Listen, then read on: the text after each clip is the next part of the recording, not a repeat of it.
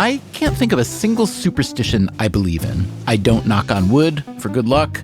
Black cats do not scare me. I think they're beautiful. And I think it's silly when tall buildings pretend they don't have a 13th floor and call it 14 instead. And yet, according to the Otis Elevator Company, about 85% of tall buildings in the U.S. do this.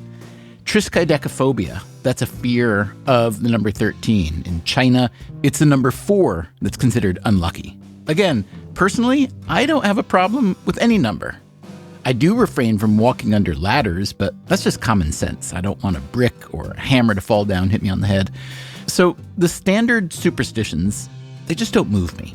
For instance, I pay zero attention to my horoscope, although that is such a Virgo thing to say. What about you? Are you superstitious? We put this question to our listeners. You better knock on wood or you're going to break a bone. I went out to dinner and noticed that my tip rendered out to $6.66, which is the devil's number. Those are typical superstitions. We heard some unusual ones, too. Here's a listener named Maria.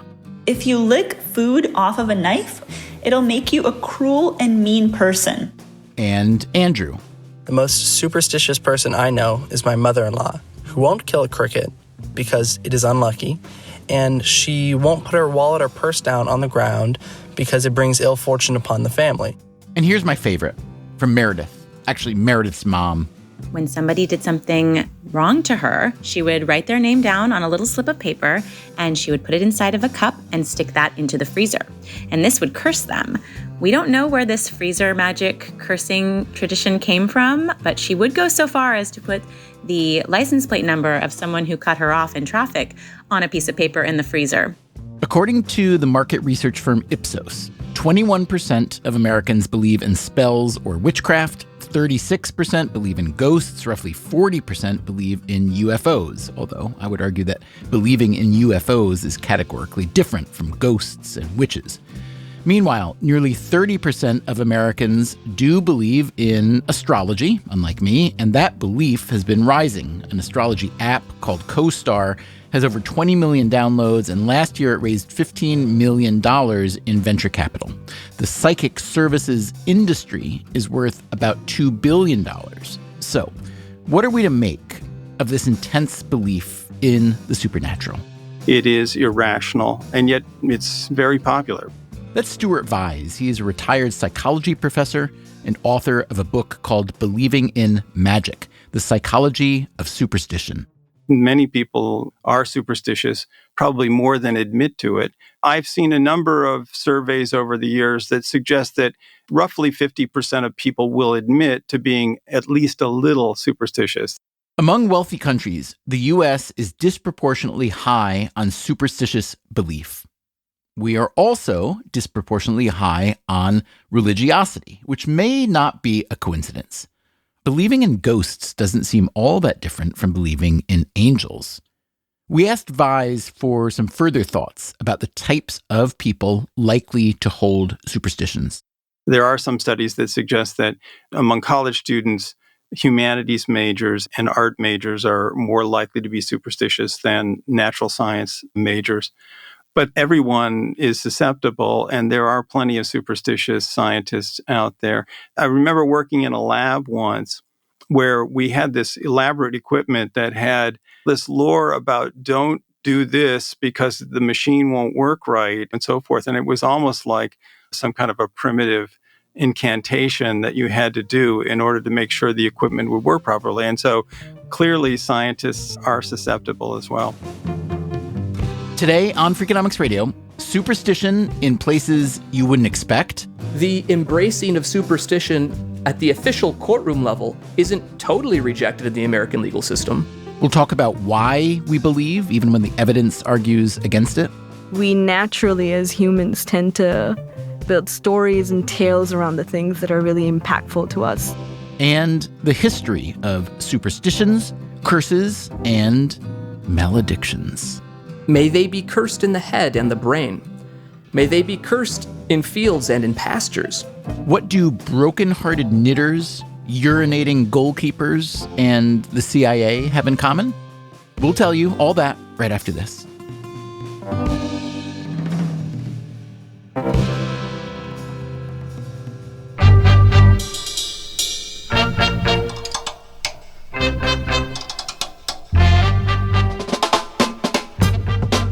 This is Freakonomics Radio, the podcast that explores the hidden side of everything, with your host, Stephen Dubner.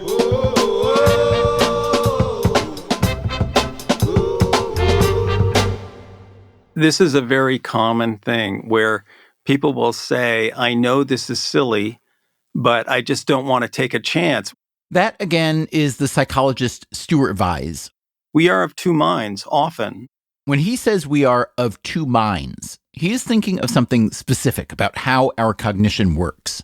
The common view of cognition these days is the idea that we have system one, which is an intuitive system of thinking that doesn't engage the heavy machinery, versus system two that is logical, can calculate, and so forth. You may be familiar with System 1 and System 2 from the book Thinking Fast and Slow by Daniel Kahneman. For some people, I think that these two are in conflict when it comes to superstitions. And therefore, Vyse argues, the belief in superstitions is not so black and white. There is a lot of gray area. I would never really encourage someone to be superstitious. I think that we need more reason and rationality in the world in general. But having said that, it's clear that they have psychological benefits for some people. Rituals of any kind, and religious rituals certainly fit into this category, can have these benefits: lower anxiety, feeling good.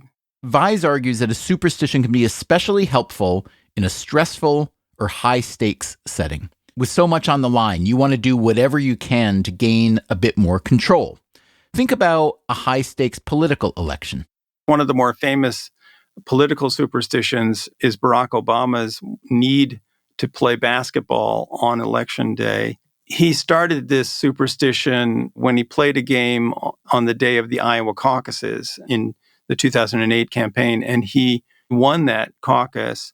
And then for whatever reason, he failed to organize a pickup game on the next contest, which was the New Hampshire primary, and he lost to Hillary Clinton. And so from that point on, it was locked in. He never had an election day without a basketball game. Many professional athletes have their own rituals. Serena Williams, for instance, wears the same socks when she's on a winning streak. The baseball player Wade Boggs famously ate chicken before every game, and before every at-bat, he would draw the Hebrew letter Chai in the dirt with his bat, even though he is not Jewish. Sports fans are, of course, also superstitious. Here's what we heard from a listener named Kayla. She and her family are fans of the Pittsburgh Steelers. There was a time where I think it was the Super Bowl, and my grandmother was in the bathroom when we got a touchdown, and the entire family told her, no, you have to stay in there because we scored. The Pittsburgh Steelers have won 6 Super Bowls. No team has won more. Wade Boggs was inducted into the Baseball Hall of Fame. Serena Williams is one of the best tennis players ever. So, do these superstitions work? Studies of athletes can only be correlational. The studies that have been done show that the better performing athletes are more likely to be superstitious than the ones who are not doing well. But that doesn't really show us that superstitions work. It just shows us that good players have them. In other words, mediocre and bad athletes probably have superstitions as well. We just don't hear about them. What a lot of superstition in sport is about is the idea that the athlete can control it by a particular action. That's Stefan Szymański, an economist at the University of Michigan who studies and follows a variety of sports.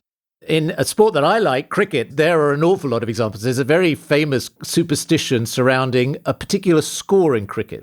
Lots of runs are scored in cricket. And when a particular total where the 3 digits are the same, 111, 222, 333, is called Nelson. As in Admiral Nelson. Long story as to why it is named after Nelson. You can read about that on your own if you're so inclined. Anyway, the Nelson is not a lucky thing. It's unlucky. And there was one umpire in cricket who believed that this was so cursed that he had to hop up and down until the score passed beyond 111. So there are televised examples of this. You can see this guy jumping up and down. The curse is a common form of sport superstition. Consider the curse of the Bambino. That was the nickname for Babe Ruth, the best player in the early days of baseball and the most popular as well. He was accordingly paid a very high salary and wanted even more. So his team, the Boston Red Sox, decided to sell his contract to the New York Yankees. This was in 1919. At this point, the Red Sox had been routinely winning World Series. The Yankees didn't have a single championship. After Ruth was sold, the two teams' fortunes reversed. The Yankees, with Babe Ruth jump-starting their success, would win 8 World Series over the next 20 years. They've since won 19 more, making them the winningest baseball team ever. The Red Sox, meanwhile, in the aftermath of letting Babe Ruth go, went 86 years without a championship. Their misery finally ended in 2004. Red Sox fans have longed to hear it. The Boston Red Sox are world champions. Finally set free from the curse of the Bambino, the Red Sox would win the World Series again in 2007, 2013, and 2018. Other alleged curses, meanwhile, endure. One of my favorites is the Bobby Layne curse, which is believed to affect the Detroit Lions. Szymański happens to live near Detroit, and he is co-author of a book called City of Champions about Detroit's sporting legends. Bobby Layne was the star quarterback of the 1950s, and he led the Lions to NFL championships. And then they traded him, and that was often blamed in the decades that followed for the poor performance of the team. When Szymański says poor performance, that does not quite do justice to the Detroit Lions' record since they traded Bobby Layne in 1958. In the 63 seasons since, not only have the Lions not won a championship or even made it to the championship game, they've had only 20 seasons with a winning record. In 2008, the Lions lost all 16 of their games. Meanwhile, the team that received Bobby Layne in 1958 was the Pittsburgh Steelers. As we noted earlier, the Steelers have since won 6 Super Bowls. This was probably because Kayla's grandmother agreed to stay in the bathroom all those years. Stefan Szymański, however, he is not superstitious. He doesn't believe the Lions were cursed because they traded Bobby Layne. The fact is that the team has been so bad, the management of the team has been so awful, you don't need a curse to explain it. Still, why is sport such a magnet for curses and jinxes? Szymański says it is based on a misunderstanding of probabilities. Up until the 16th century, people who gambled on dice thought that the outcome of throwing dice was governed by fate. And what changed was people started to think about counting what the possible outcomes are and thinking about probability. And that conflict between explaining outcomes through fate and through probability lies at the heart of our psychological attitude towards sports today, because the outcome of a sporting event is the combination of skill and luck. And the question is, what is governing that luck? People like me believe it's driven by probability, which is quantifiable, but a lot of people think it's driven by fate. Well, let me be the devil's advocate for a moment, or the curses advocate. When you talk about the events that are uncontrollable, that are due to luck or chance or fate, whatever we'd like to call it, it strikes me that one of the most common of those in sport is injury. Very seldom does an athlete do something that concretely will lead to injury, and very rarely does an opponent specifically try to injure them. So if a player gets injured, particularly at an inopportune time, couldn't you chalk that up more to fate than probability? That, to me, is an empirical question. We should look at the data to see whether there are any systematic patterns. Big data has been in sport now for quite a while, and we're very good at honing down probabilities from these large quantities of data. So, Stefan, if I were to ask you what share luck or chance plays in the outcome of a median sporting event, how would you think about that? Well, it very much depends on the sport. One of the key factors is how much scoring there is in a game. For example, in a professional basketball game, there's much less scope for luck to play a role because how the ball rolls against the rim can make an outcome to one basket, but it's unlikely to do so systematically over an entire game. Whereas in soccer, a 0-0 outcome is very common, and just winning by one goal is the most common way of winning. Luck can play an awfully large part in the outcome. It would seem then as though soccer is perhaps more amenable to curses or belief in curses than a sport like basketball. Is that true? It is. One of the weird ones, I don't know if you've heard this one, Liverpool Football Club. It wasn't until recently that they won the English Premier League Championship, and they'd been a dominant team in the 70s and 80s. And Bruce Grobbelaar, the Zimbabwean goalkeeper, believed there was a curse which could only be broken if somebody urinated on all 4 goalposts at their home field in Anfield, which apparently was accomplished, I believe, by him. Lovely. Sometime a couple of years ago, which led up to them winning, of course, the English Premier League Championship. I guess if one wanted to be sympathetic toward curses and the breaking thereof, one could imagine that, well, perhaps the opposing goalkeeper was drenched in the odor of urine the whole match and played poorly. All sorts of things are possible. I hate to be the dull rationalist here, but I think we're better off if people just believe that there's a rational world out there, which means you can disregard the curse. Among the most famous sports curses are the Sports Illustrated cover jinx and the Madden curse, which concerns the Madden football video game. The idea is that when an athlete appears on the cover of Sports Illustrated or the Madden game, something bad will happen to that athlete, usually an injury. It's certainly the case that many of these players who appeared on the covers did get injured in the season following. So I got interested in trying to see whether I could draw out any statistical relationship here.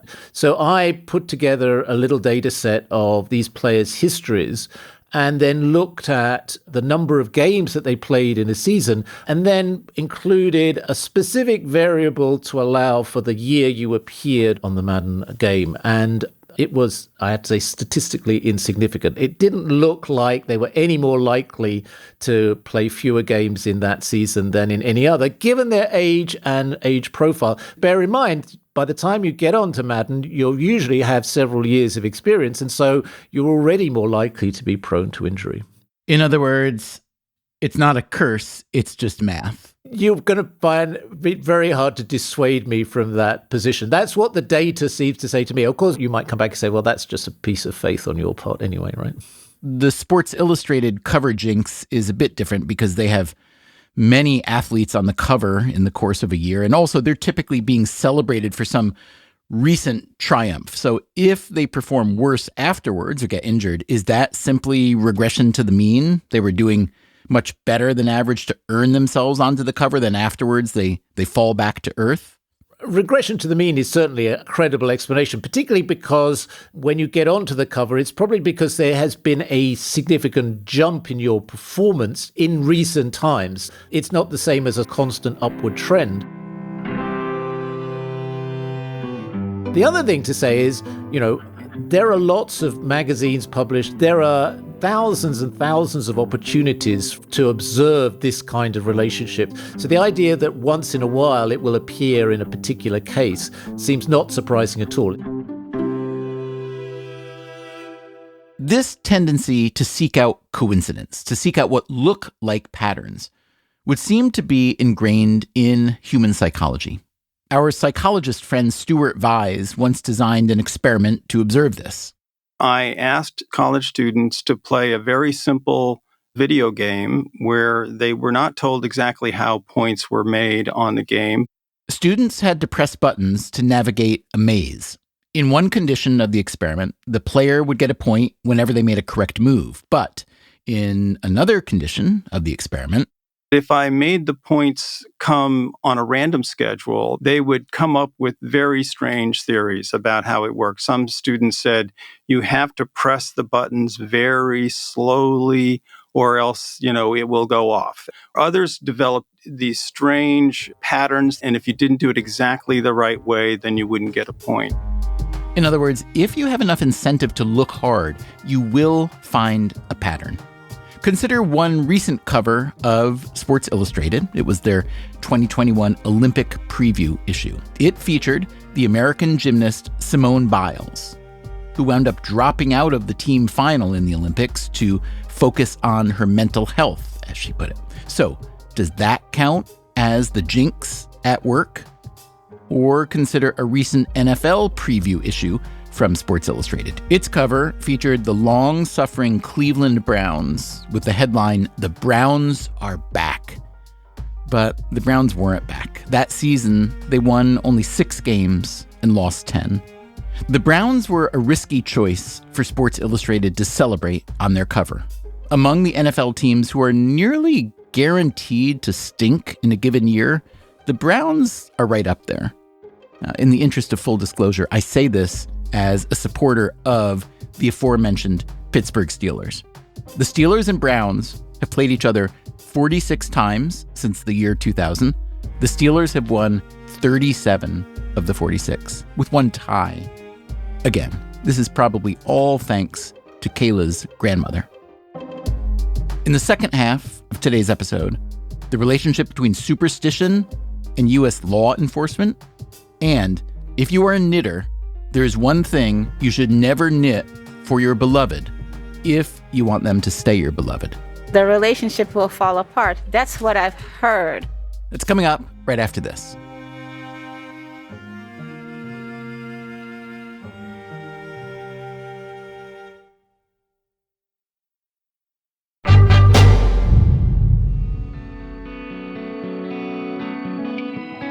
We've been talking about superstitions and curses. We should probably talk a bit about the history of curses. Curses have been with us probably since the beginning of civilization. That, again, is the psychologist Stuart Vyse. But they were very different in the ancient world. They were much more common in the ancient world. They tended not to be promoted by established elites or the established religion. They came from magicians from the street. Imagine you're walking home through the town square after a hard day of candle making or blacksmithing, and you are angry at someone. Maybe it's a lazy coworker or a corrupt politician. For a small fee, you could have one of these street magicians put a curse on this person. Let's say you curse them with scabies. Now, does the curse work? Do they actually get scabies? Even if not, think of the benefits. Curse benefit number 1. You feel better just getting the anger off your chest. Curse benefit number 2. You get to imagine this person suffering from scabies. If they actually get scabies, you can, of course, claim credit. And curse benefit number 3. You get to tell this person that you've put a curse on them. And now you've gotten inside their head, which is almost better than giving them scabies. But ancient curses went beyond personal vendettas. Here's the economist Peter Leeson from George Mason University. My general sense is that belief in cursing performs an important governance function. Leeson is known for studying unusual topics: witch trials, gypsy law, the economics of pirates, and perhaps inevitably, curses. So what does Leeson mean when he says that curses perform a governance function?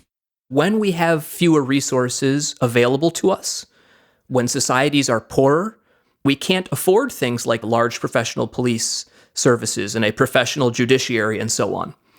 So in that case, certain superstitions are relatively lower cost ways of getting to the same kinds of outcomes. Think back to medieval Europe and the practice known as a trial by ordeal. What they would do, and by they, I mean clerics. It's clerics, priests who are administering all of these ordeals. Boil a pot of water, throw a stone or a ring into it, ask the defendant to plunge his arm into the water and pluck out the stone or ring. Then they would wrap up the defendant's arm and revisit it 3 days later. And if it was determined by the priest to be what they called foul within the wrapper, which is to say, showing serious signs of having been burned, the defendant was guilty of the crime. And if there was no signs of injury, then he was considered innocent of the crime. So that's one form of governance. Peter Leeson argues that curses also played a larger, more institutional role.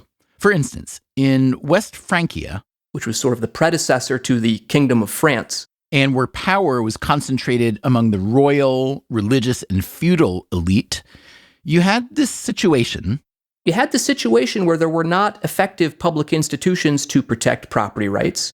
Meaning no police to call, no impartial courts to hear your claims, which gave opportunity to the bad guys, or what Leeson calls strongmen. The strongmen posed a threat to people's property rights, and communities of monks and canons were among those who were most threatened.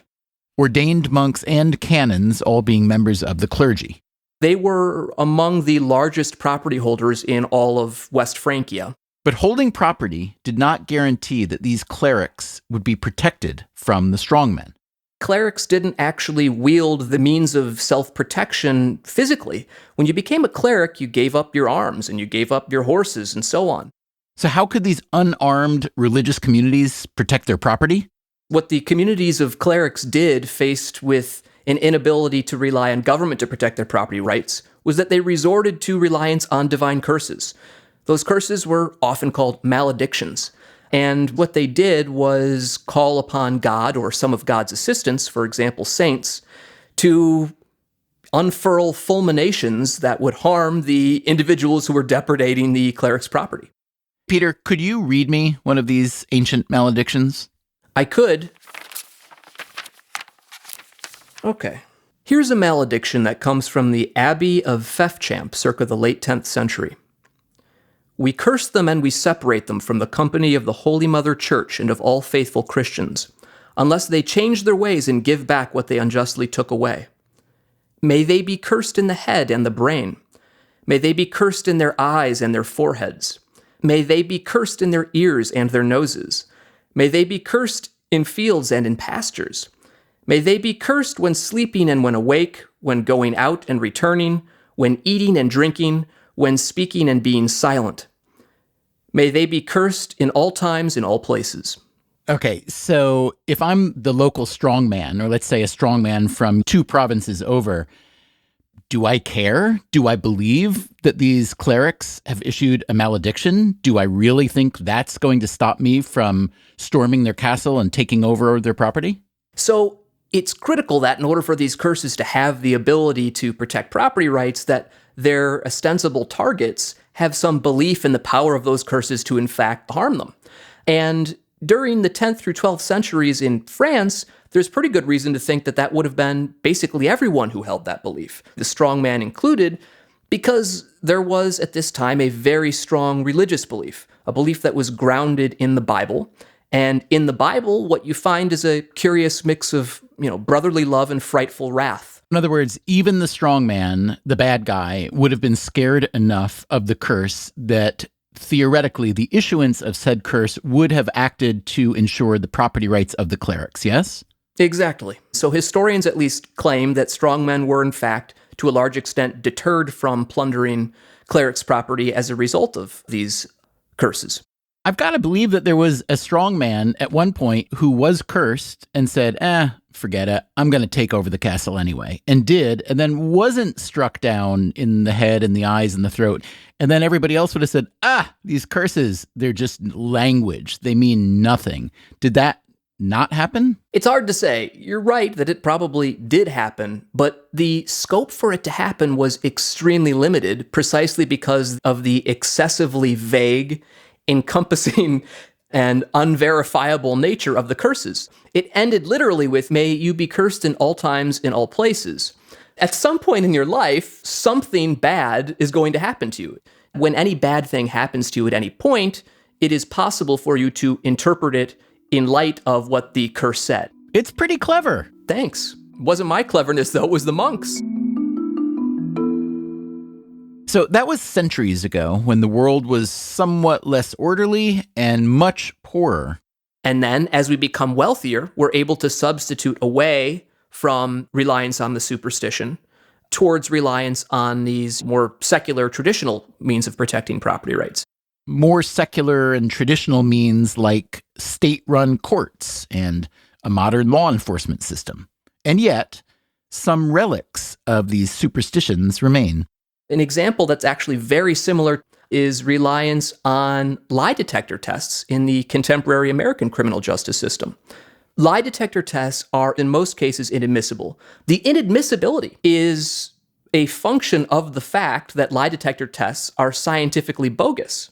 But they're heavily relied on in the background, in the investigative phase. They're relied on by the FBI, by the police, by the CIA. And that's because, this is Peter Leeson's argument at least, because if you are unwilling to take a lie detector test, it may signal that you have something to hide. It's as though our legal system doesn't want to go full bore. It doesn't want to embrace the absurdity of the fact that, hey, we're relying on superstition to improve things, but they're still letting it happen in the background. On the other hand, the embracing of superstition at the official courtroom level isn't totally rejected in the American legal system. There is, of course, Bible swearing, which has a very long history in our legal system.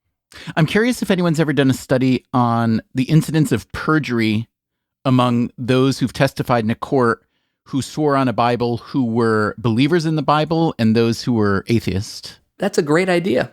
No, I don't know. It used to be mandatory to swear an oath on the Bible. But now for non-believers, you're permitted to swear an oath on, some legal document or something instead. So there's still oath swearing. Maybe I'll just study that. Or perhaps Peter Leeson could study this. As soon as you start dipping your toes into the community, there are a lot of superstitions. People have warned me it's risky. I mean, there's a lot of intimidation. It feels overwhelming. What's the source of all this intimidation, risk, and superstition? I'll give you a hint. We were talking to customers at a craft shop on the Upper West Side of Manhattan called Nitty City, and we were talking about something known as the sweater curse. The sweater curse? The sweater curse. The sweater curse is what? When you have a boyfriend or a girlfriend and you make a sweater for this boyfriend or girlfriend, then there's a curse. The relationship will fall apart. Why on earth would knitting a sweater for a loved one put a curse on the relationship? No one seems to know why, only that it does. We weren't able to locate any reliable data on the sweater curse, so we thought we'd learn what we could from an insider. My name is Ash Mirzajek, and I work at Nitty City and also as a knitting teacher. I've been a knitter for about 8 or 9 years now, and I've worked at yarn shops for about 3 years. Mirzajek showed up to our studio interview in a shawl she had knitted herself. It was gorgeous and extremely detailed. Strands of magenta, yellow, white, a variety of textures, multicolored baubles. Now, why'd she choose to wear such a beautiful shawl for a radio interview? So you know how they tell you for an interview that you should put on some lingerie? I will admit, I did not know that. It really is a huge confidence booster. It feels great.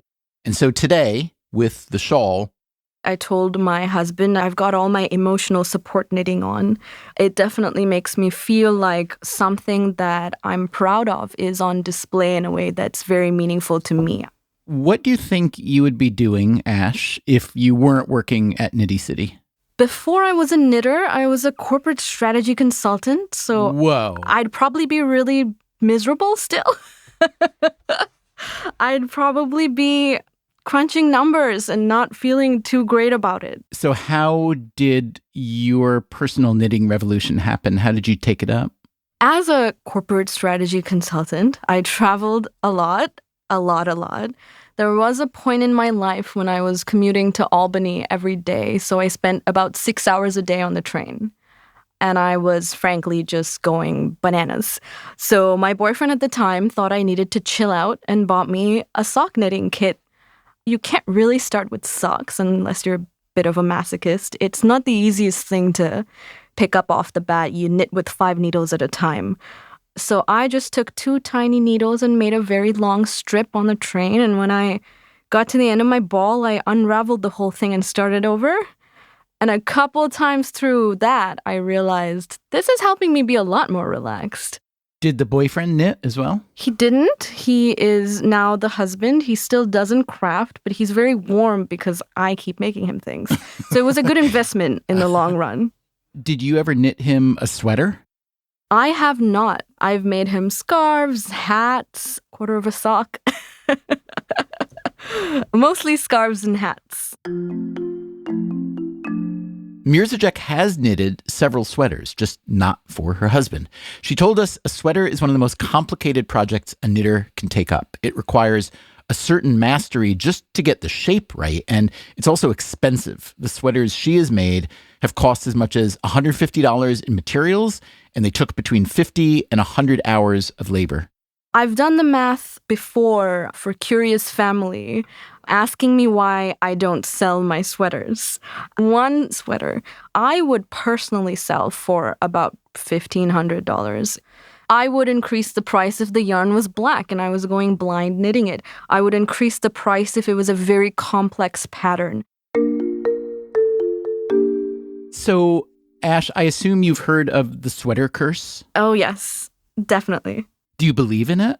I don't believe that there's a supernatural reason for the sweater curse, but I do believe that it's a very real, crushing disappointment that you as a knitter can experience, and that we naturally as humans tend to build stories and tales around the things that are really impactful to us. Now, Ash, you say you don't really believe in the sweater curse, but you and your husband have a relationship that was formed with knitting as a component, and yet you've never knitted your husband a sweater. So persuade me that a little piece of you doesn't believe in the sweater curse. I'll give you my reasons. I might not believe that the sweater is out to get you, but I do believe that the act of making a sweater is a major commitment and a large undertaking. To make somebody else a sweater, you have to understand what they like, whether the yarn is suitable to their touch and to their sense of style, what colors do they like. And then after you've made all of these calculations, it comes down to sitting down and spending an enormous amount of your physical labor and your emotional labor on something that may or may not have that same value for that person. There's a lot of potential heartbreak that you're setting yourself up for. My husband has very simple taste, and he would love to have a light, simple, basic sweater with nothing too fancy going on. And that's just too boring for you. It's too boring, and if it's light, then that means you're using thinner yarn and you're knitting a heck of a lot more. So I'm looking at a 6-month commitment for a very simple, plain sweater that I could actually just buy. There are a number of rational explanations for the sweater curse. It could be the result of confirmation bias. Once you believe in the sweater curse and you hear about a couple that broke up in the aftermath of a sweater being knitted, you might naturally attribute that breakup to the sweater. It could also be that breakups involving a hand-knit sweater are simply more dramatic and memorable than breakups in which a sweater is not involved. But the best explanation, as with the other curses we've been discussing today, may be basic math. As Mirzajek told us, a sweater takes a long time to knit by hand. Unless you're knitting full-time, it could easily take a year. According to research by the sociologist Michael Rosenfeld, 60% of new couples don't last a year. So if you decide to knit a sweater for your new boyfriend or girlfriend, there's a pretty good chance your relationship will be done before the sweater is. So yeah, maybe sweaters aren't so cursy after all. But this does raise the question of whether the intended recipient of a given piece of knitting is what knitters like to call knit-worthy. Knit-worthy is the idea that a person receiving a hand-knit gift needs to have a certain amount of both understanding and appreciation for what went into making that gift that makes it a step apart from a gift that you might have purchased. If I spend, 3-4 weeks of my life doing the same repetitive motion, putting my labor and my emotions into something for you, and you like it, and you're just like, great, thanks, that's nice. That rings a little hollow for most makers. I don't blame you. I have to say, one of my favorite possessions in all the world is something my wife knitted for me. I don't know what it's called. It's a circular scarf that you pull over your head and it keeps your neck and throat nice and toasty. Like, I can't wait for the cold weather because I basically put it on in November and I leave it on until May. It's a little woolly. I mean, it's wool. It hugs you back. It hugs you back, and it is such a thing. It's almost like a pet. I know it's not quite human, but it's imbued with all this love and life, and I can't imagine a gift that's more alive in a way, other than, the fact that it's not alive. So what you're saying really resonates with me. I hope I'm knitworthy. You sound very knitworthy. Whew.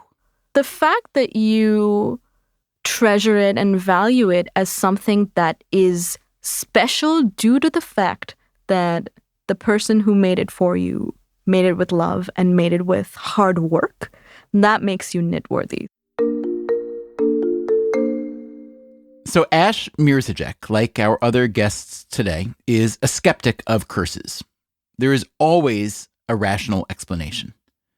But still, rationality aside, I was curious whether anyone we spoke with harbors even the slightest superstitious belief.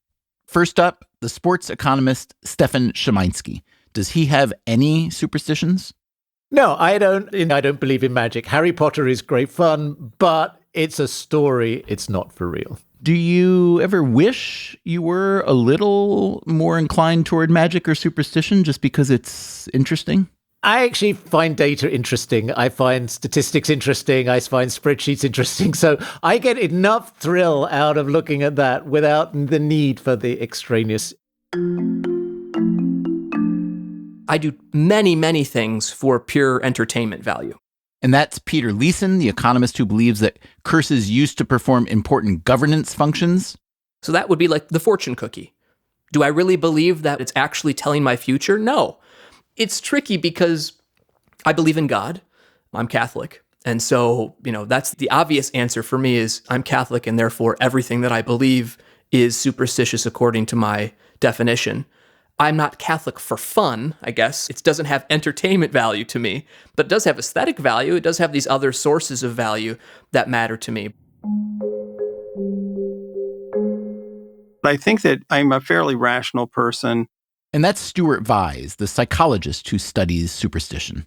But I do remember a very bumpy airplane ride, and I do not do well with turbulence. So I was sort of white-knuckling it through this ride. And my friend turned to me and said, "Stuart, did you notice that we're in the 13th row?" And he said, "And not only that, but look, out the window, there's a full moon out there." And for a moment, I caught my breath and felt nervous. And then I realized, well, wait a second, if this plane goes down, all of the rows are going down, not just this row. And so I got over it fairly quickly. But it shows that under the right circumstances, we're all capable of some kind of superstitious belief. Are we all capable of some kind of superstitious belief? I didn't think I was, but during the course of these conversations, I remembered. Many years ago, I was writing a book about my childhood football hero, Franco Harris of the Pittsburgh Steelers.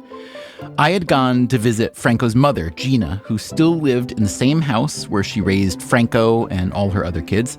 She grew up in Pietrasanta, Italy, and she still had a lot of old world ways. My own mother had recently died, and Gina reminded me of her. Physically tiny, but strong and boisterous. Fun to be with, but also, you had better do what they said. Gina Harris and I went out for lunch at an Italian restaurant near her house. It was a nice room, pink tablecloths, starched napkins.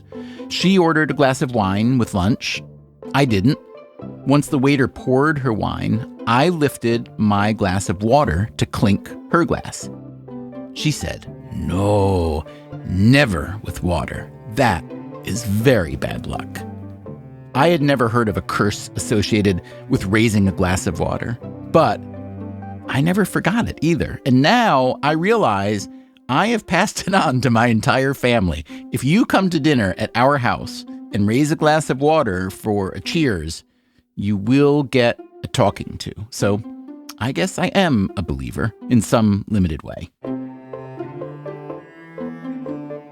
Freakonomics Radio is produced by Stitcher and Renbud Radio. We can be reached at radio@freakonomics.com. This episode was produced by Zach Lipinski. We had help this week from Jeremy Johnston. Our staff also includes Allison Craiglow, Greg Rippin, Mary Duke, Ryan Kelly, Rebecca Lee Douglas, Morgan Levy, Emma Terrell, Jasmine Klinger, Eleanor Osborne, Lyric Bowditch, and Jacob Clementi. Our theme song is Mr. Fortune by the Hitchhikers. All the other music was composed by Luis Guerra. You can get the entire archive of Freakonomics Radio on any podcast app. If you'd like a transcript or show notes, go to freakonomics.com. As always, thank you for listening. He'll get a sweater eventually. I have a few decades left in me.